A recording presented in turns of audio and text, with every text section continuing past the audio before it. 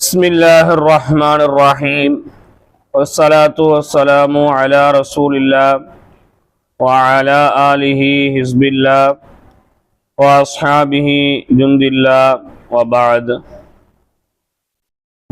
கஸஸு நபியினுடைய முதல் பாகத்தை நாம நிறைவு செய்து இரண்டாவது பாகத்தை நாம படிக்க இருக்கிறோம். இந்த கஸஸு நபியினுடைய புத்தகத்தை குறித்தான அறிமுகங்களை நாம முதல் பாகம் படிக்கும் போதே தெரிந்திருந்தோம். இது இலகுவான வார்த்தைகளை கொண்டு ஆரம்ப நிலை மாணவர்களுடைய மனதில் பதியும் வண்ணத்துல இதுல நபிமார்களுடைய வரலாறுகள் என்பது பதிவு செய்யப்பட்டிருக்கிறது என்று நாம படிக்க தொடங்கி முதல் பாகத்துல நபி இப்ராஹிம் அலைஹிஸ்ஸலாத்து வஸ்ஸலாம் அவர்களுடைய வரலாறுல இருந்து பாடங்கள் என்பது தொடர்ச்சியாக தொடங்கி இறுதியாக நிறைவும் பெற்றது. இரண்டாவது பிரிவுல பாகத்துல ஆதம் அலைஹிஸ்ஸலாத்து வஸ்ஸலாம் அவர்களுக்கு பிறகு எப்படி இந்த உலகம் என்பது இயங்க தொடங்கியது என்பதை குறித்தான பாடத்தோடு இந்த இரண்டாவது பாகம் என்பது தொடர்கிறது. நேரடியாக நாம பாடத்துக்குள்ளேயே சென்று விடுவோம். ஏழாவது பக்கத்தை எடுத்து பாருங்க. பிஸ்மில்லாஹிர் ரஹ்மானிர் ரஹீம். கிஸ்ஸத்துல் ஊலா, முந்திய வரலாறு அல்லது முதல் வரலாறு. கிஸ்ஸா அப்படின்னு சொன்னா வரலாறு அப்படின்னும் சொல்லப்படும், கதைகள் அப்படின்னும் சொல்லப்படும், அல்லது சம்பவம் நிகழ்வு அப்படின்னு சொல்லப்படும். கிஸ்ஸா அப்படின்னு சொல்றதுக்கு என்னெல்லாம் சொல்லப்படும்?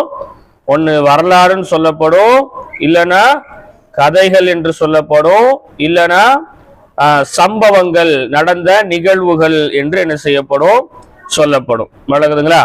அப்ப இங்க நம்ம இது வரலாறு புத்தகமாக இருப்பதினால இந்த இடத்துல இந்த கிஸ்ஸா அப்படிங்கிறதுக்கு வரலாறு அப்படிங்கிற தமிழாக்கத்தையே நாம கொடுப்பது கொஞ்சம் ஏற்றமான ஒன்றாக இருக்கிறது.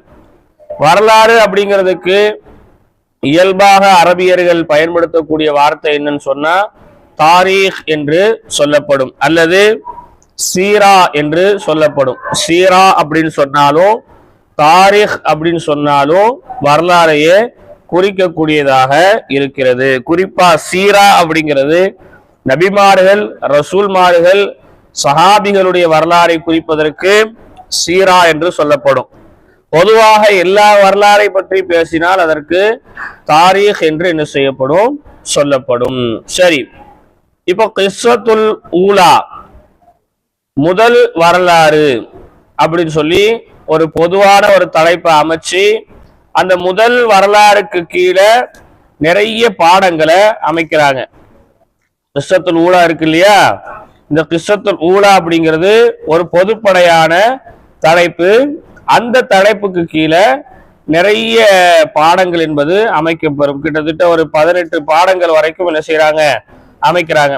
அடுத்து கிஸ்ஸத்து சானி அப்படின்னு சொல்லி இன்னொன்னு என்ன செய்யப்படும் ஆரம்பிக்கப்படும். அப்ப அந்த தலைப்புக்கு கீழே சில முக்கியமான பாடங்கள் என்ன செஞ்சு காமிக்கிறாங்க, அமைத்து சொல்லி காமிக்கின்றார்கள். சரி, இப்ப இந்த கிஸ்ஸத்துல் ஊலால மொத்தம் கிட்டத்தட்ட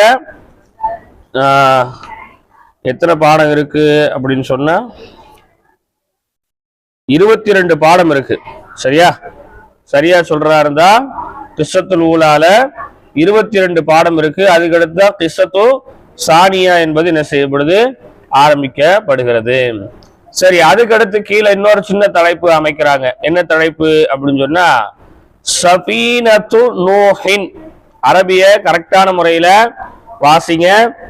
அதே போல அர்த்தங்களை பென்சிலால என்ன செய்யுங்க எழுதுங்க. கவனமான முறையில பாடத்தை பார்த்துக்குங்க. சஃபீனத்து நூஹின், நூஹ் நபியின் கப்பல். சஃபீனா அப்படின்னு சொன்னா என்னதுங்க? கப்பல். படகு, போட்டு இல்ல, கப்பல், படகு போட்டுக்கு நிறைய வித்தியாசம் இருக்கு, கப்பலுக்கும் நிறைய வித்தியாசம் இருக்கு. வழங்குங்களா? படகு அப்படிங்கறதுல ஒரு 2 பேர் 3 பேர் தான் பயணிக்க முடியும். அதுல மேல் முகப்புகள் எதுவுமே இருக்காது. ஆனா கப்பல் அப்படிங்கிறது அப்படி இல்லை, ஒரு பெரிய ஊரையே உள்ளடக்கிடலாம். அது ஒரு மனிதன் வாழ்வதற்கான எல்லா தேவைகளை நிறைவேற்றுவதற்கான எல்லா சூழலும் அதுல இருக்கும். அதுக்கு பேர் தான் என்னதுங்க? கப்பல் சொல்லப்படுது. அப்ப சஃபீனத்து நூஹின், நூஹ் நபியின் கப்பல். ஏன்னா நாம முதல் பாகத்துல இறுதி பாடங்களை நாம படிக்கும் போது நூஹ் நபியினுடைய வரலாறு நாம படிச்சிருப்போம் இல்லையா? நூஹ் நபி அவங்களுடைய மக்களுக்கு ஏகத்துவ பிரச்சாரத்தை மேற்கொண்டாங்க. மக்கள் யாரும் அவங்களை ஏற்றுக்கொள்ளல. நூஹ் நபி கப்பலை கட்டிக்கிட்டு இருப்பாங்க. கப்பலை கட்டும் போது நீங்க எப்ப ஆசாரியா மாறினீங்க, இப்படி எல்லாம் கேட்பாங்கன்ற நம்ம படிச்சோமா இல்லையா? படிச்சிருக்கோமா இல்லையா? அப்ப அதனுடைய தொடர்ச்சியாகவே தான் இந்த 2வது பாகம் என்ன செய்யப்படுது, தொடங்கப்படுது. சஃபீனத்து நூஹின், நூஹ் நபியின் கப்பல் அப்படின்னு சொல்லி என்ன செய்யறாங்க, அடுத்து ஒரு தலைப்பு அமைக்கிறாங்க. அதுக்கு கீழே பாடத்தலைப்பாக ஒரு தலைப்பு அமைக்கிறாங்க. என்ன தலைப்பு பாருங்க? பஅத ஆதம, பஅத ஆதம, ஆதம் நபிக்கு பிறகு. பஅத அப்படின்னு சொன்னா பிறகுன்னு அர்த்தம். பஅதன்னு சொன்னா என்ன அர்த்தம்? பிறகுன்னு அர்த்தம். மடங்குங்களா? யாருக்கு பிறகு?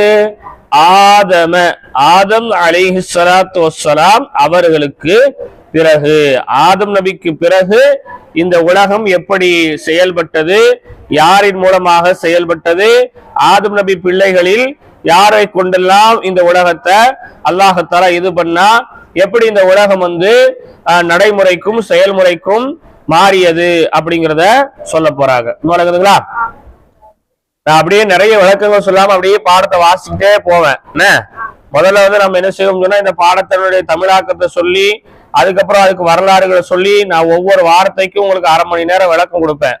ஆனா பாடங்கள் நமக்கு ரொம்ப குறைவாகவே என்ன செய்யுது போகுது. நம்மளுடைய கதிர் சபைக்கு நாம நிர்ணயிச்ச பாடத்தை நடத்த முடியாத அளவுக்கு மாறிடுது. அதனால வரலாறுகளுக்குள்ள ரொம்ப டீப்பா போகாம வார்த்தைகளுக்கான அர்த்தங்களை கொடுத்து இருக்கிற வரலாறு மட்டுமே முடிஞ்ச அளவுக்கு நம்ம வாசிச்சு பாடங்களை நிறைவு செய்ய முயற்சி பண்ணணும். வழங்குதுங்களா? பாருங்க. பாரக்கல்லாஹு, அல்லாஹ் ரப்புல் ஆலமீன் பரக்கத்தாக்கினான். பாரக்கல்லாஹு, அல்லாஹ் ரப்புல் ஆலமீன் பரக்கத்தாக்கினான். எதுல பரக்கத்தாக்கினான்? ஃபீ ذُرِّيَّتِي, சந்ததியில். ஃபீ அப்படின்னு சொன்னா என்ன அர்த்தம் கொடுப்போம்? நாம இல்லுன்னு அர்த்தம் கொடுப்போம். அப்படியாவ ஃபில் பைத்தி, ஃபில் மஸ்ஜிதி, ஃபிஸ் சூகி, ஃபில் மதரசத்தி. அப்ப இந்த ஃபீங்கிற வார்த்தை என்ன செய்யும்? இஸ்முக்கு என்ன செய்யும்? சொல்லுங்க, சத்தமா சொல்லுங்க, எல்லாம் சொல்லுங்க. ஃபீங்கிற வார்த்தை இஸ்முக்கு ஜர்ரு செய்யும். அப்ப இந்த இடத்துல நீங்க கவனிக்கணும். ஃபீ ذُرِّيَّتِي, இப்ப இந்த கடைசியில இருக்கக்கூடிய தாவுக்கு எது ஜர்ரு செஞ்சுச்சு அப்படின்னு கேட்டா, இந்த ஃபீ தான் என்ன செஞ்சுங்க? ஜர்ரு செஞ்சது. வழங்குங்களா? ஃபீ ஜாரு, ذُرِّيَّتِي என்பது என்னது? மஜ்ரூரு. வழங்குங்களா? அப்ப எப்படி அசல் எப்படி இருக்கும்? ذُرِّيَّத்தினுடைய அசல் எப்படி இருக்கும்னா ذُرِّيَّத்துன் அப்படின்னு இருக்கும். வழங்குங்களா? அப்ப ஃபீ ذُرِّيَّتِي, சந்ததியில். ذُرِّيَத்துன்னு சொன்னா என்ன அர்த்தம்? சந்ததி. வழங்குங்களா? சந்ததியில் அல்லாஹ் பரக்கத் செய்தான். ஆதம, ஆதம் நபியின் சந்ததியில் அல்லாஹ் ரப்புல் ஆலமீன் பரக்கத் செய்தான். எந்த அளவுக்கு அல்லாஹ் பரக்கத் செஞ்சா? இன்னைக்கு ஆதம் அலைஹிஸ்ஸலாமுடைய சந்ததியாகத்தான் நீங்களும் இருக்கிறீங்க, நானும் இருக்கிறேன். இதுக்கப்புறம் வரக்கூடிய எல்லா மனிதர்களும் யாருடைய சந்ததி தான்? ஆதம் அலைஹிஸ்ஸலாம் அவர்களுடைய சந்ததி தான். அப்ப அல்லாஹ் தஆலா எந்த அளவுக்கு பரக்கத் செஞ்சிருக்கிறான்? ஆதம் நபி வாழ்ந்து மறைஞ்சு பல கோடி வருடங்கள் ஆனாலும் கூட இன்றைக்கும் ஆதம் அலைஹிஸ்ஸலாமுடைய சந்ததியர்களாக நாம வாழ்கின்றோம் அல்லவா? இந்த அளவிற்கு பிரம்மாண்டமான ஒரு பரக்கத்தை அல்லாஹ் ரப்புல் ஆலமீன் ஆதம் அலைஹிஸ்ஸலாம் அவர்களுடைய சந்ததியில் ஏற்படுத்தினான். வணங்குங்களா?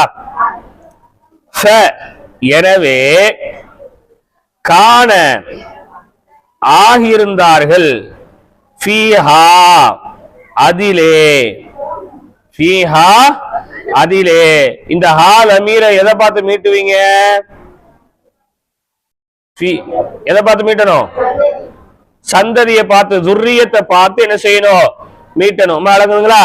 ஏன்னா துர்ரியத்தி அப்படிங்கிறது முஅன்னஸான இஸ்மாக இருக்கு, எழுத்து வடிவுல.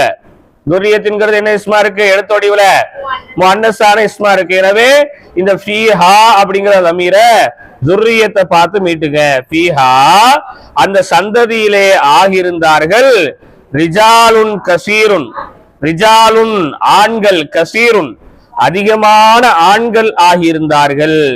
வ நிசாஉன் இன்னும் அதிகமான பெண்களும் ஆகியிருந்தார்கள். ரிஜாலுன் கசீருன் அதிகமான ஆண்கள் ஆகியிருந்தார்கள். வ நிசாஉன் இன்னும் அதிகமான பெண்களும் அந்த சந்ததியில் ஆகியிருந்தார்கள். மாட்டீங்களா? அப்ப ஆதம் அலைஹிஸ்ஸலாம் அவங்களுடைய சந்ததியில வெறும் ஆண்கள் மட்டும் இல்ல, ஆண்களும் பெண்களும் ஆதம் நபியினுடைய சந்ததி தான். மாட்டீங்களா? வந்தஷரத் பறந்து விரிந்தது.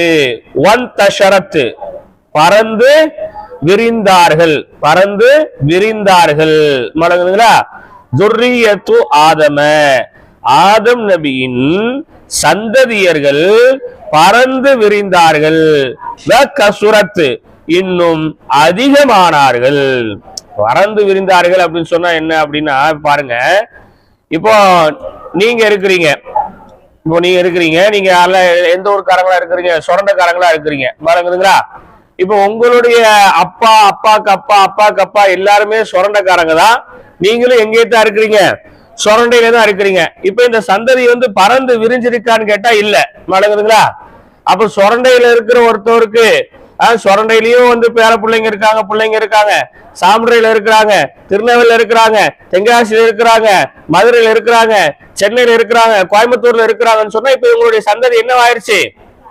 பறந்து விரிந்து விட்டது. மாடுங்களா? எல்லா இடங்கள்லயும் யாருடைய சந்ததிகளாகவே மாறிட்டாங்க? எல்லாரும் ஆதம் நபியினுடைய சந்ததியர்களாகவே என்ன செஞ்சாங்க? இருந்தாங்க. மாடுங்களா? உலகம் எங்கும் பறந்து விரைந்த ஒரு சந்ததி யாருடைய சந்ததி அப்படின்னா ஆதம் நபியினுடைய சந்ததியினர்கள். கசுரத்து இன்னும் அவர்கள் அதிகமானார்கள். மாடுங்களா?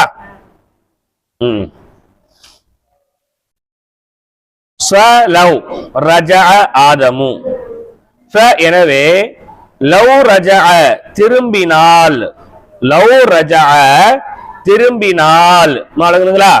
ரஜான்னு சொன்னா திரும்புதல், திரும்பினான் அர்த்தம்.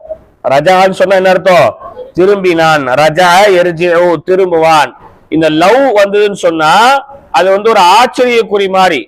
சலவு ரஜா திரும்பினால். எனவே லவ் ரஜா திரும்பினால், ஆதமு ஆதம் அலைஹிஸ்ஸலாம் அவர்கள் திரும்பினால் அப்படின்னா என்ன அர்த்தம் அப்படின்னா, ஆதம் அலைஹிஸ்ஸலாம் என்ன செஞ்சாங்க? அவங்க இந்த உலகத்தை விட்டு மறைந்து விட்டார்கள், அவர்கள் மௌத்தாயிட்டாங்க இல்லையா? இப்படி மௌத்தா போன ஆதம் அலைஹிஸ்ஸலாமுக்கு திரும்ப அல்லாஹ் தஆலா உயிர் கொடுத்து அவங்க திரும்ப இந்த உலகத்துக்கு வந்தார்கள் என்றால், மறக்குதுங்களா? அவர்கள் பார்த்தால், அவுலாதஹு அவர்களுடைய குழந்தைகளை பார்த்தால், லமா அரஃப அறிந்து கொள்ள மாட்டார்கள். இவ்வளோ பேரா, இவ்வளவு என்னுடைய பிள்ளைகளா, எப்படிங்க அப்படின்னு சொல்லி என்ன செய்வாங்க? ஆச்சரியப்படுவாங்க. மாட்டீங்களா? நாம கூட சொல்லுவோமா இல்லையா? நீங்க இப்ப போங்க, போயிட்டு நீங்க திரும்பி பாருங்க, உங்களால இதை நம்பவே முடியாது, நான் அந்த அளவுக்கு கரெக்டா செஞ்சு வச்சிருக்கேன் அப்படின்னு நம்ம சொல்லுவோமா இல்லையா? அந்த மாதிரி. மாட்டீங்களா? அப்ப ஆதம் அலைஹிஸ்ஸலாம் அவங்க திரும்ப இந்த உலகத்துக்கு பாக்குறாங்க. பார்த்தா அவங்களுடைய குழந்தைகளை அவர்களாலே அறிந்து கொள்ள முடியாது. ஏன்னா அந்த அளவுக்கு என்ன செய்து அவங்களுடைய குழந்தைகள், அவர்களுடைய அந்த சந்ததியினர்கள் என்பவர்கள் பறந்து விரிந்து விட்டார்கள். மாட்டீங்களா? வலவ் கீல லஹு இன்னும் அவர்களிடத்திலே கேட்கப்பட்டால், ஹாதிஹி துர்ரியத்துக்க யா ஆதமு, ஹாதிஹி இவர்களெல்லாம், துர்ரியத்துக்க யா ஆதமு உங்களுடைய சந்ததியினரா என்று அவர்களிடத்திலே கேட்கப்பட்டால், லதஅஜ்ஜப கஸீரன் அதிகமாக ஆச்சரியப்படுவார்கள். லதஅஜ்ஜப ஆச்சரியப்படுவார்கள், கசீரன் அதிகமாக ஆச்சரியப்படுவார்கள். மடங்குங்களா, இவ்வளவு பேராங்க, இவ்வளவு எப்படி என்னுடைய குழந்தைகளாக இருப்பாங்கன்னு சொல்லி ஆதம் நபி ஆச்சரியப்படுவார்கள். மடங்குங்களா. இன்னும் சொல்வார்கள், சுப்ஹானல்லாஹி, அல்லாஹ் ரப்புல் ஆலமீன் பரிசுத்தமானவனாகிவிட்டான். ஹாஉலாஇ குல்லுஹும் அவுலாதி, இவர்கள் அனைவரும் என்னுடைய குழந்தைகளா. ஹாதிஹி குல்லுஹா துர்ரியத்தி, இவர்கள் அனைவரும் என்னுடைய சந்ததியினரா. அவுலாதி அப்படிங்கிறதுக்கு குழந்தைகள்னு வச்சுக்கங்க. மழங்குதுங்களா. இவர்கள் அனைவரும் என்னுடைய குழந்தைகளா.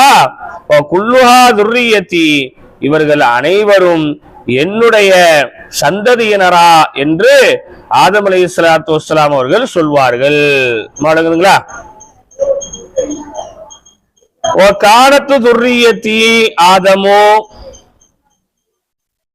ஆதம் அலைஹிஸ்ஸலாத்து வஸ்ஸலாம் அவர்களுடைய சந்ததியினர்கள் ஆகிவிட்டார்கள். இன்னும் கானத்து ஆகிவிட்டார்கள். துர்ரியத்தி ஆதம, ஆதம் நபியின் சந்ததியர்கள் ஆகிவிட்டார்கள். குரன் கசீரத்தன், குரன் கசீரத்துன். மடங்குங்களா. குரன் அப்படின்னு சொன்னா ஊரு. குரன் சொன்ன என்ன அர்த்தம்? ஊர்கள். மடங்குங்களா. கரியத்திலிருந்து வந்ததுதான் குரன். அதிகமான ஊரில் அவர்கள் ஆகிவிட்டார்கள்.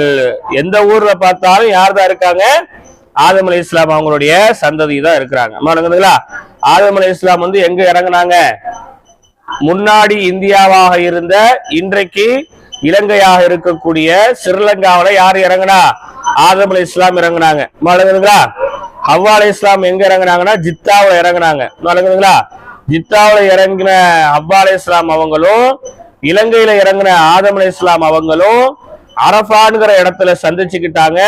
அங்கதான் அவர்கள் ஒன்று சேர்ந்தார்கள். அப்ப அரஃபா அதாவது மக்காவில் இருக்கக்கூடிய ஒரு இடம். அரஃபான்ங்கிறது எங்க இருக்கிற இடம்? மக்காவில் இருக்கக்கூடிய ஒரு இடம்.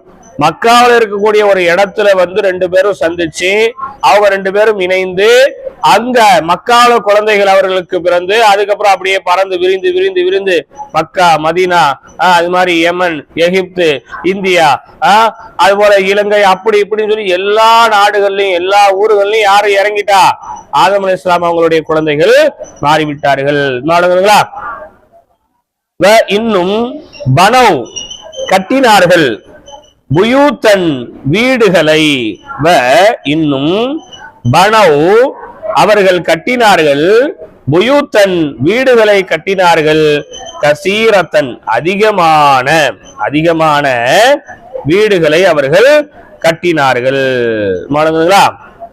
கானு இன்னும் அவர்கள் ஆகிவிட்டார்கள், யஹருசூனல் அர்ள வயஸ்ரஊன யஈஷூன வயஸ்ரஊன வயஈஷூன وكان الناس على دين أبيهم آدم يعبدون الله ولا يشركون به شيئا وكان الناس أمة واحدة أبوهم آدم وربهم الله. சரி பாருங்க. وكانوا இன்னும் அவர்கள் ஆகிவிட்டார்கள், யஹருசூனல் அர்ள, யஹரசூனல் அருள பூமியில் பறந்து விரிந்தவர்களாக அவர்கள் ஆகிவிட்டார்கள்.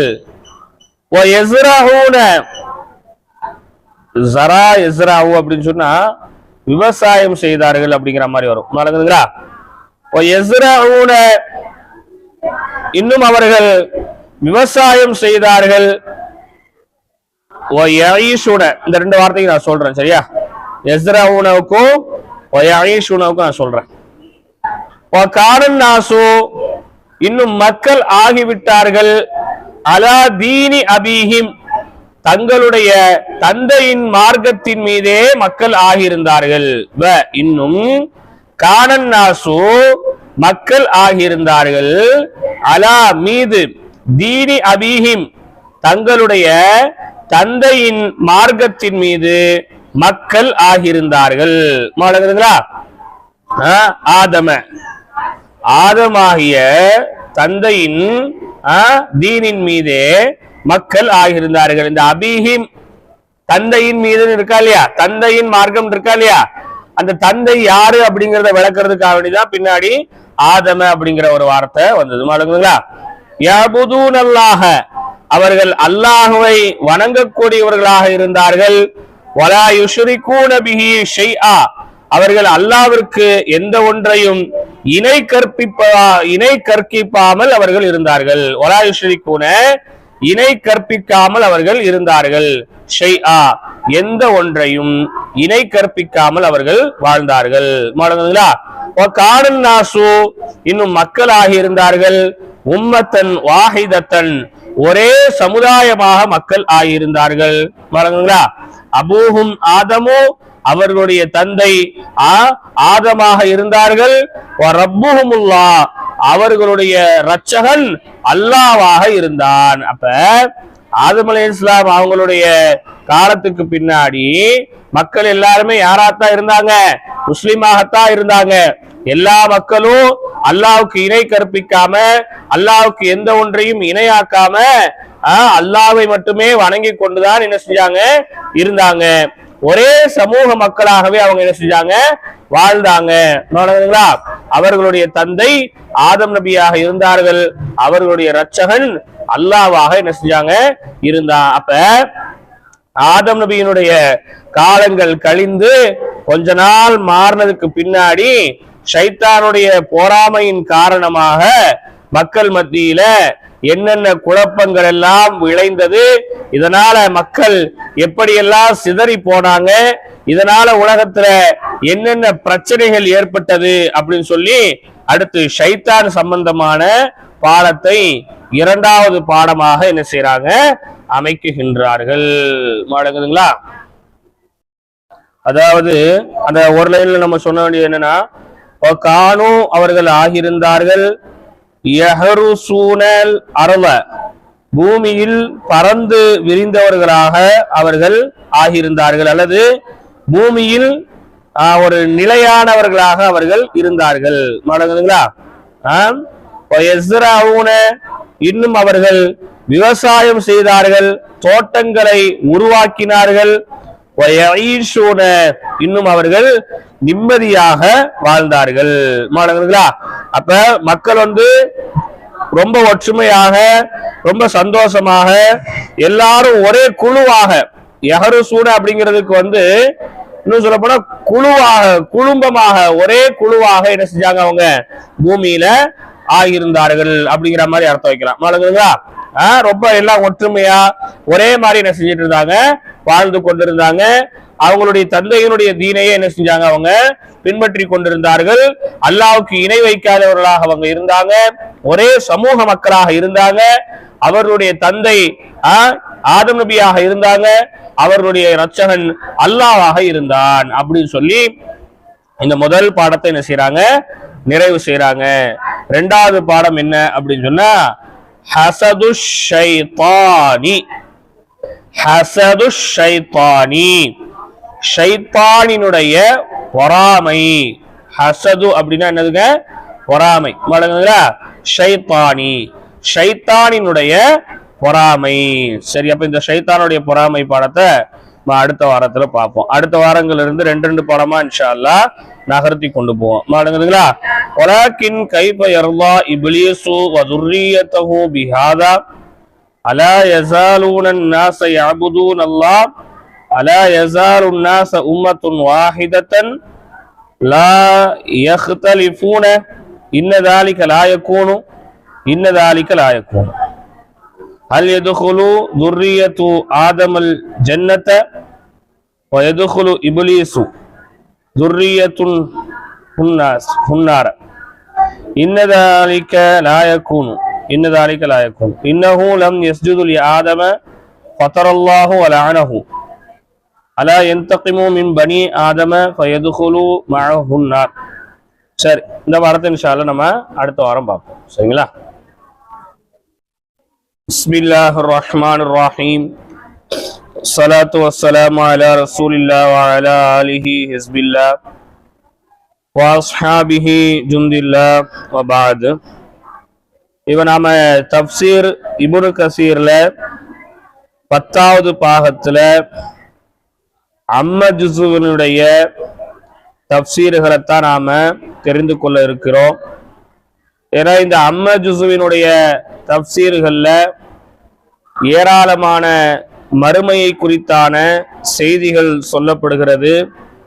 அதே நேரத்தில் நாம இந்த அம்ம ஜுஸுவை தப்சீருடைய பாடத்துல வைக்கிறதுக்கான காரணம் என்ன அப்படின்னு சொன்னா, நாம தொழுகையில ஓதக்கூடிய அதிகமான சிறிய சூறாக்கள் இந்த அம்ம ஜுஸுவுல தான் இடம்பெற்று இருக்கிறது.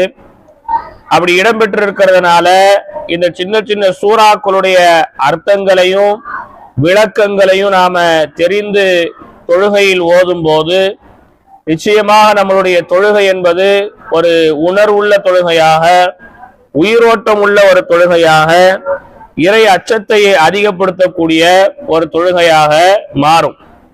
அதனாலதான் இந்த அம்ம ஜுஸுவை கொண்டு நாம் என்ன செஞ்சிருக்கிறோம், தப்சீருடைய பாடத்துல வச்சிருக்கிறோம்.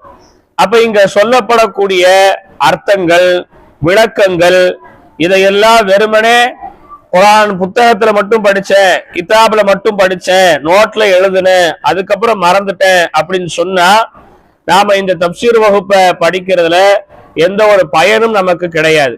அப்ப இந்த தப்சீர் வகுப்பை பொறுத்த மட்டும் இதை முழுமையான முறையில மனனம் செய்து கொள்ள வேண்டும். எப்படி நீங்க மனனம் செய்வீங்கன்னு சொன்னா, இப்ப நேத்து கூட நாம தர்ஜுமா பாடம் நடத்தணும் இல்லையா? அப்ப அந்த தர்ஜுமா பாடம் நடத்தும் போது அதனுடைய அர்த்தங்களையும் நாம என்ன செஞ்சோம், சொன்னோம். அப்ப எப்படி மனப்பாடம் பண்றோம் அப்படின்னா, அல்ஹம்துலில்லாஹி ரப்பில் ஆலமீன் அப்படின்னு சொல்லும் போது அந்த தமிழ் அர்த்தம் நம்ம மனசுக்குள்ள வரணும். அந்த அளவுக்கு மனப்பாடம் பண்ணணும். நடக்குதுங்களா? அல்ஹம்துன்னு சொல்லும் போது அனைத்து புகழும் லில்லாஹி அல்லாஹ்விற்கே, ரப்பி இறைவனாகிய, ஆலமீன் அகிலத்தாரின் இறைவனாகிய அல்லாஹ்வுக்கே அனைத்து புகழும் உரியது அப்படின்னு சொல்லி அந்த ஒவ்வொரு அரபி வார்த்தையும் நாம ஓதும் போது அதனுடைய தமிழாக்கம் நம்மளுடைய உள்ளத்துக்குள்ள வரணும், அதனுடைய விளக்கம் நமது உள்ளத்துக்குள்ள வரணும். அப்ப அந்த விளக்கமும் அந்த தமிழாக்கமும் நம்ம உள்ளத்துக்குள்ள வரும்போது அல்லாஹ்வின் மீது உண்டான பயமும் நம்பிக்கையும் அல்லாஹ்வினுடைய கருணையின் மீது உண்டான ஆசையும் நமக்கு என்ன செய்யும், அதிகப்படும். இதனால நம்மளுடைய தொழுகை மட்டும் உயிரோட்டமாக மாறுவதோடு அல்லாம நம்ம வாழ்க்கையே இதனால என்ன செஞ்சிடும், மாறிவிடும்.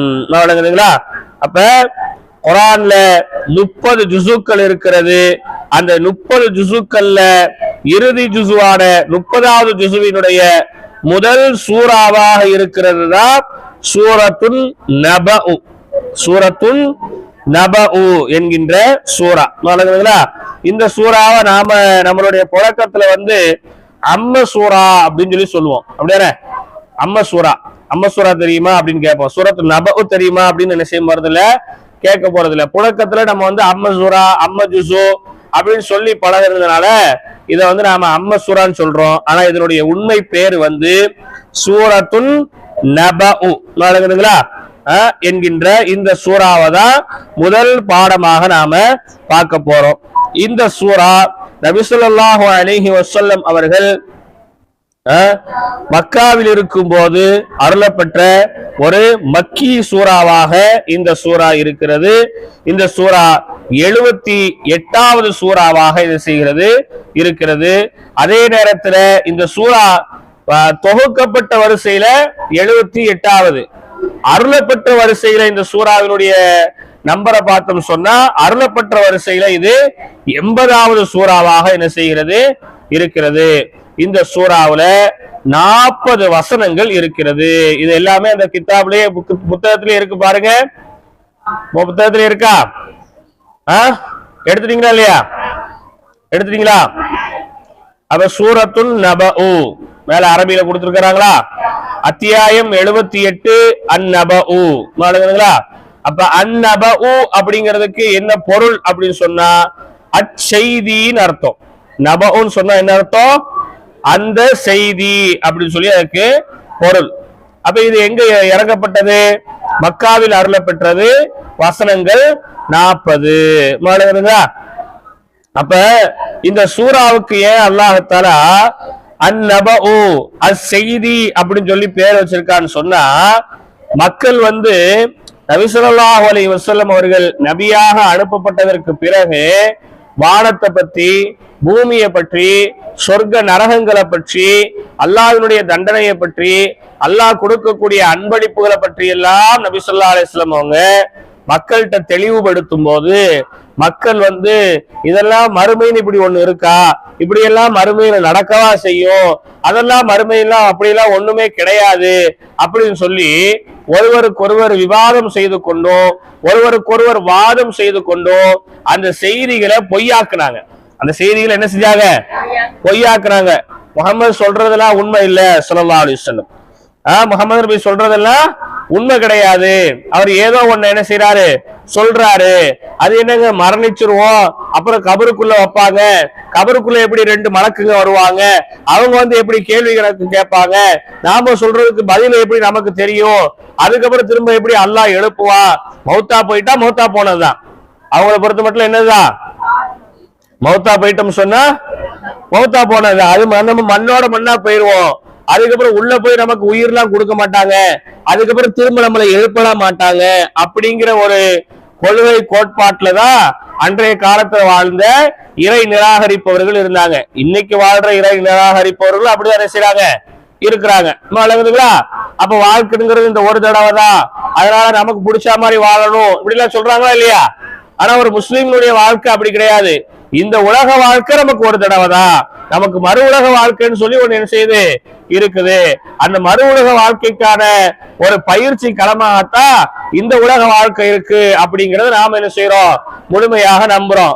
அதுக்கு ஏத்த மாதிரிதான் நம்மளுடைய வாழ்க்கையினுடைய வழிமுறைகளையும் நெறிமுறைகளையும் நாம் என்ன செய்து கொள்றோம், அமைத்துக் கொள்றோம். அப்ப அவங்க அந்த கொள்கையில இருந்ததுனால அவங்க என்ன சொன்னாங்க, அதெல்லாம் ஒண்ணும் கிடையாதுங்க, அதெல்லாம் மௌத்தா போனா மௌத்தா போனதான், மண்ணோட மண்ணா நம்ம அழிஞ்சிருவோம், மக்கி போயிருவோம், எலும்பு எல்லாம் மக்கி போயிரும், அதுக்கடுத்து நம்மளை உயிர் கொடுத்து திரும்ப எழுப்பி நீ என்ன செஞ்ச, எது செஞ்ச, ஏன் இப்படி செஞ்ச, ஏன் இப்படி செய்யல, இன்னும் இதை நீ செஞ்சதுனால உனக்கு இன்னும் தண்டனை, இன்னும் இதை செஞ்சதுனால உனக்கு இந்த விதமான அன்பளிப்பு கொடுக்கப்படுது அப்படியெல்லாம் சொல்லி ஒண்ணும் நடக்காது, இது ஏதோ ஒரு பொய்யான கட்டுக்கதை மாதிரி இருக்குது அப்படின்னு சொல்லி அந்த மக்கள் ஒருவருக்கொருவர் பேசி கொண்டிருக்கக்கூடிய அந்த நேரத்துல அல்லாஹ் தஆலா இந்த சூறாவை என்ன செஞ்சா இறக்குனா. இந்த சூறாவை என்ன செஞ்சா இறக்குனா. இந்த சூறாவுல மறுமையை குறித்தான எண்ணிலடங்காத செய்திகளை அல்லாஹ் ரப்புல் ஆலமீன் வரிசைப்படுத்தி கொண்டே என்ன செய்வான் போவான். நாளுங்களா? அப்ப இதுல சொல்லப்படக்கூடிய ஒவ்வொரு ஆயத்தும் நம்மளுடைய ஆழ் மனதுல ஆழமாக பதியணும்.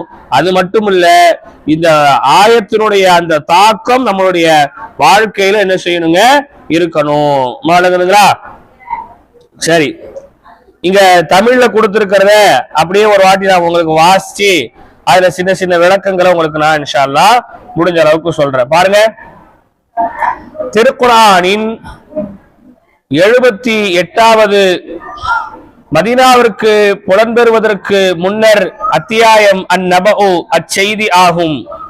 அருளப்பெற்ற மக்கி அத்தியாயமாகும். இது நபி ஸல்லல்லாஹு அலைஹி வஸல்லம் அவர்கள் மக்காவிலிருந்து இதில் 40 திருவசனங்கள் இடம்பெற்றுள்ளது. அப்ப இந்த செய்தி நபி ஸல்லல்லாஹு அலைஹி வஸல்லம் அவங்க, இந்த சூரா நபி ஸல்லல்லாஹு அலைஹி வஸல்லம் அவங்க மக்காவுல இருந்து மதீனாவிற்கு போறதுக்கு முன்னாடி மக்காவுல வச்சே அல்லாஹ் தஆலா கொடுத்துட்டான்.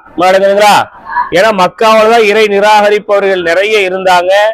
ரசூல் ஸல்லல்லாஹு அலைஹி வஸல்லம் அவங்களுக்கு இடையூறு கொடுக்கிறவங்களும் நிறைய இருந்தாங்க. மதீனாவுல இப்படியான ஒரு சூழல் இல்லை. ஏன்னா ரசூலுல்லாஹ்வை ரொம்ப விரும்பிதான் சஹாபாக்கள் என்ன செஞ்சாங்க, மதீனாவுக்கு கூப்பிட்டு போனாங்க. அதே நேரத்துல இதுல 40 வசனங்கள் என்பது இருக்கிறது. இது 78வது ஒரு சூறாவாக இருக்கிறது. கீழே பாருங்க, அப்படியே திருக்குர்ஆனின் 78வது அத்தியாயம் அந்நபஉ அச்செய்தியாகும். நபி ஸல்லல்லாஹு அலைஹி வஸல்லம் அவர்களின் மக்கா வாழ்க்கையில் அருளப்பெற்ற மக்கி அத்தியாயமாகும். இது இந்த அத்தியாயத்தில் 40 வசனங்கள் இடம்பெற்றிருக்கிறது. தொகுக்கப்பட்ட வரிசையில் 78வது அத்தியாயமான இது அருளப்பெற்ற வரிசையில் 80வது அத்தியாயமாகும். அல் மஆரிஜ் 70 எனும் அத்தியாயத்திற்கு பின் அருளப்பெற்றதாகும். திருக்குரானில் மொத்தம் 30 பாகங்களில் இது 30வது பாகத்தின் முதல் அத்தியாயமாகும். அப்ப இது தொகுக்கப்பட்ட வரிசையில எத்தனாவது? 78வது. அதே நேரத்துல அருளப்பட்ட வரிசையில இது 80வது. குர்ஆன்ல 30 ஜுஸு இருக்கு இல்லையா?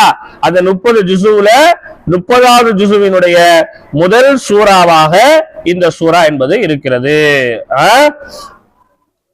இந்த அத்தியாயத்தின்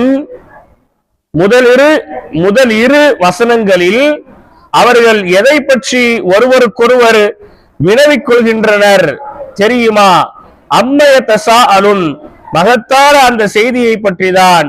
அனின் நபையில் அலீம், உயர்ந்தோன் அல்லாஹ் கூறுகின்றான். அப்ப முதல் 2 வசனம் இருக்கு. என்ன வசனம்? அம்மைய தசா அலூன் அனின் நபையில் அலீம். முதல் 2 வசனம் மறந்துங்களா? அம்மா சூரா யாருக்குன்னு தெரியும்? மனப்படமா தெரியுமா? யாருக்குமே தெரியாதா? சரி. அப்ப நம்ம எவ்வளவு பாடம் நடத்துறோமோ அந்த வசனங்களை நீங்க மனப்பாடம் பண்ணிடணும். உதாரணத்துக்கு இப்போ 10 ஆயத்து நடத்தணும்னு சொன்னா இந்த 10 ஆயத்தை அடுத்த வாரம் மனப்பாடம் பண்ணி என்ன செய்யணும்? சொல்லணும்.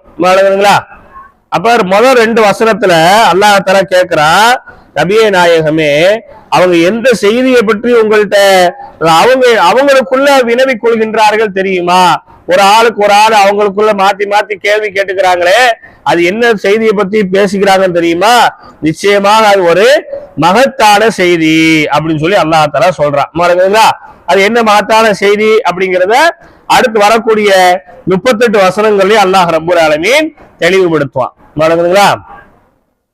இங்கு அச்செய்தி என்பதை குறிக்க அந்நபவு எனும் சொல் மூலத்தில் ஆளப்பெற்றுள்ளது. இச்சொல்லே அத்தியாயத்தின் பெயரானது. அப்ப அந்நபு அப்படின்னு நம்ம தமிழாக்கம் கொடுக்கிறோம். அந்நபு அப்படின்னு சொல்ற இந்த அரபி வார்த்தை இருக்கா இல்லையா? இந்த அரபி வார்த்தைக்கான தமிழாக்கம் என்னன்னு சொன்னா செய்தின்னு அர்த்தம். அப்ப இந்த வார்த்தையை அந்த சூறாவினுடைய முதல் வார்த்தையே இந்த சூறாவினுடைய பேராகவும் என்ன செஞ்சிருச்சு? வைக்கப்பட்டிருக்கு. நப என்பது எனும் வினை சொல்லுக்கான வேறு சொல்லாகும். இதற்கு ஓரிடத்திலிருந்து இன்னொரு இடத்திற்கு செல்வது என்பது சொற்பொருளாகும். அதாவது நபு அப்படிங்கிறதுனுடைய வேற சொற்கள் என்ன அப்படின்னு சொன்னா நப என்பதனுடைய வினை சொல். நப அப்படின்னு சொன்னா ஒரு இடத்துல இருந்து இன்னொரு இடத்துக்கு போனான்னு அர்த்தம். இப்ப நீங்க 3வது சுமராக்காரங்க இருக்கீங்க இல்லையா? நீங்க என்ன செய்றீங்க? 3வது சுமரா பாடத்துல இருந்து 2வது சுமரா பாடத்துக்கு போயிட்டு வரீங்க அப்படின்னு சொன்னா ஒரு இடத்துல இருந்து இன்னொரு இடத்துக்கு என்ன செய்றீங்க? போறீங்க. இப்படி ஒரு இடத்துல இருந்து இன்னொரு இடத்துக்கு போறதுக்கான பேரு தான் என்னதுங்க? நப என்பு அப்படின்னு சொல்லப்படும். இது அந்த வார்த்தைக்கான அர்த்தம், அரபி வார்த்தைக்கான அர்த்தம். ஆனா கருத்தர்த்தம் என்ன அப்படின்னு சொன்னா ஒரு செய்திய ஒருவரிடம் இருந்து இன்னொருவருக்கு என்ன செய்யறது? கடத்தி கொண்டு போறதுதான் என்னதுங்க? நபு அப்படின்னு சொல்லி என்ன செய்யப்படுது? சொல்லப்படுகிறது. பாருங்க, சொற்பொருளாகும். ஒரு செய்தி ஓரிடத்திலிருந்து வேறொரு இடத்திற்கு பரவுவதால் செய்திக்கு நபு என்பனர் அரபியர். இதன் பன்மை அன்பாஉ ஆகும். ஒளி, உயரம், தோன்றுதல், தொலைவாகுதல், வெறுத்தல், வெளியேறுதல், தேடுதல் முதலான பொருட்கள் இச்சொல்லுக்கு உண்டு. இதெல்லாம் நீங்க நோட்டீஸ் பண்ணி வைக்கணும். நபு அப்படிங்கிறதுக்கு என்னென்ன அர்த்தம்லாம் கொடுக்கலாம் அப்படின்னு சொன்னா ஒளி, உயரம், தோன்றுதல், தொலைவாகுதல், வெறுத்தல், வெளியேறுதல், தேடுதல் அப்படின்னு சொல்லி ஒரு 7 விதமான அர்த்தங்கள் இதுக்கு என்ன செய்யப்படுது? சொல்லப்படுது. அப்ப நபு அப்படிங்கிறவருடைய பன்மை அன்பா ஊ. நபு அப்படிங்கிறவனுடைய பன்மை என்னதுங்க? அன்பா ஊ. நபனுடைய பன்மை அன்பா ஊ. சரியா? அந்நப என்றால் வெளியேறினான், அறிவித்தான் என்று பொருள். நுபுவத் அல்லது நுபுஅத் என்பதற்கு நபித்துவம் என்று பொருள். இறை செய்தியை அறிவிப்பவராக இருப்பதினால் இறை தூதர்களை நபியு என்கின்றோம். அப்ப இந்த நபி நுபுவத்து இது எல்லாமே இந்த நபல இருந்து வந்ததுதான். இப்ப நபின்னு ஏன் சொல்றோம் அப்படின்னு சொன்னா, ஒரு இறை செய்தியை மக்களுக்கு மத்தியில சொல்றதுனால அவங்கள நபி அப்படின்னு என்ன செய்யறோம், சொல்லி காமிக்கின்றோம். அப்புறம் பாருங்க, இங்கு குறிப்பிடப்படும் அந்த மகத்தான செய்தி அந்நபஉல் அலீம் என்பது மறுமை நாளை குறிக்கும். நபஓ அந்த மகத்தான செய்திங்கிற அந்த வார்த்தை எதை குறிக்குதுங்க? மறுமை நாளை குறிக்கிறது. மறுமை நாள் நிகழும் என்ற மாபெரும் செய்தியை மக்கா இணை வைப்பவர்கள் மறுத்தனர், பாரதூரமாக கருதினர். அது குறித்து வினா எழுப்பிக் கொண்டிருந்தனர். அதற்கு விடையாகவே இவ்வத்தியாயத்தை அல்லாஹ் அருளினான். அப்ப அந்த மறுமை நாளை குறித்து நபி ஸல்லல்லாஹு அலைஹி வஸல்லம் சொல்லும் போது அத மக்கா காபிர்கள் என்ன செஞ்சாங்க? மறுத்தாங்க. அதெல்லாம் ஒண்ணும் இல்லை அப்படின்னு சொன்னாங்க. அந்த செய்தியை ஏற்றுக்கொள்றதே ஒரு பாரதூரமாக கருதுனாங்க. இப்ப இப்படி எல்லாம் இருக்குமா, அதெல்லாம் ஏத்துக்கிற மாதிரியே இல்லையே அப்படின்னு சொல்லி என்ன செஞ்சாங்க? பாரதூரமாக கருதினார்கள். அதை குறித்து தொடர்ந்து என்ன செஞ்சாங்க? கேள்விகளை அவங்க எழுப்பிக் கொண்டே இருந்தாங்க. அப்ப அவங்க எழுப்புற அந்த கேள்விகளுக்கெல்லாம் பதிலாகத்தான் அல்லாஹ்தாலா இந்த சூறாவை என்ன செஞ்சா? இறக்கி கொடுத்தான். விளங்குதா? இத நீங்க எல்லாமே நோட்டீஸ் பண்ணி வைக்கணும், நோட்ல எழுதி வச்சுக்கோங்க. முதல்ல இந்த அத்தியாயத்தினுடைய பேரு, அந்த பேரினுடைய மற்ற வினை சொற்கள் என்ன, அந்த பேருக்கு என்னென்ன அர்த்தங்கள் இருக்குது, இது அருளப்பட்ட வரிசையில இது எத்தனாவது அத்தியாயம், இதுல எத்தனை வசனங்கள் இருக்குது, இந்த சூறா இறங்குறதுக்கான பின்னணி என்ன, பின்னணி தான் இந்த இப்ப நம்ம சொன்னோமா இல்லையா, மக்கள் காஃபிருங்க மறுத்தாங்கன்னு சொல்லி, அதான் இந்த சூறாவினுடைய பின்னணி. வழங்குதுங்களா? அப்படிங்கிற இந்த செய்தி எல்லாம் நீங்க நோட்ல சிம்பிளா நீங்க எழுதி வைக்கணும். நான் கண்டிப்பா அடுத்த வாரம் பார்ப்பேன். சரி, முஹம்மது நபி ஸல்லல்லாஹு அலைஹி வஸல்லம் அவர்கள் நபியாக அனுப்பப்பெற்ற போது மக்கா இணை வைப்பவர்கள் இவர் என்ன அப்படி புதுமையை கொண்டு வந்து விட்டார் என்று கேள்வி எழுப்பியதுடன் நபி அவர்கள் வருகையை ஒரு விதமான பொருளாக ஆக்கி தர்க்கித்துக் கொண்டிருந்தனர். அப்போது இந்த அத்தியாயம் இறங்கியது என்று சில அறிவிப்புகளில் காணப்படுகிறது. அதாவது ரெண்டாவது சில இமாம்களுடைய கருத்து என்னன்னு சொன்னா, நபி ஸல்லல்லாஹு அலைஹி வஸல்லம் அவங்க நபியாக இறை செய்திகளை சொல்லும் போது இவங்க என்ன புதுசா அப்படி சொல்றாங்க, அதெல்லாம் ஒண்ணும் புதுசா எதுவும் சொல்ற மாதிரி தெரியலையே, இதெல்லாம் பழைய விஷயங்கள் தானே அப்படின்னு சொல்லி ரசூலுல்லாஹ்வுடைய நுபுவத்துல சந்தேகப்படும் போது அல்லாஹ் தஆலா இந்த சூறாவை இறக்குனா அப்படின்னு சொல்லி சில அறிவிப்புகளே என்ன செய்யப்படுகிறது, சொல்லப்படுகிறது. அப்ப ரெண்டு விதமான கருத்து இருக்கு. இந்த சூறா இறங்கியதனுடைய பின்னணிக்கு ரெண்டு விதமான கருத்து இருக்கு. ஒன்று மறுமையினால மறுத்தாங்க, அதனால இறங்குச்சு. இன்னொன்னு நபி ஸல்லல்லாஹு அலைஹி வஸல்லம் அவங்க நபியாகவே ஏற்றுக்கொள்றதுக்கு மறுத்தாங்க, அதனால இந்த சூறா என்ன செஞ்சுச்சு, இறங்குச்சு.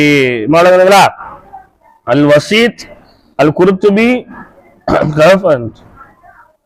துர்ருல் மன்சூர். சரி, இப்ப இந்த செய்தி எங்கெல்லாம் இருக்கு அப்படின்னு சொன்னா அல் வசீத்ங்கிற நூறுலையும் குர்துபின்கிற நூறுலையும் துர்ருல் மன்சூர்லையும் இது என்ன செய்து இருக்கிறது.